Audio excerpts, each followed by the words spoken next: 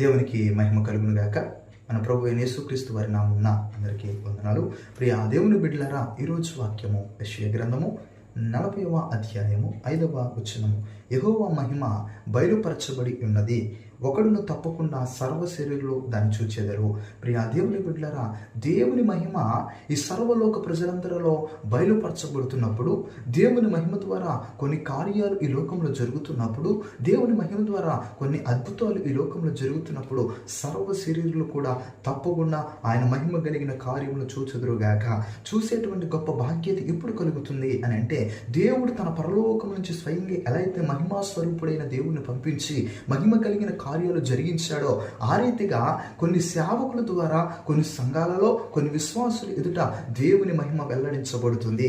ఆ మహిమను చూసిన వారందరూ కూడా, నేనంటాను, తప్పకుండా ప్రతి వారు ఆయన మహిమను చూసేటువంటి ఒక దినం నా ప్రభువు అందరికీ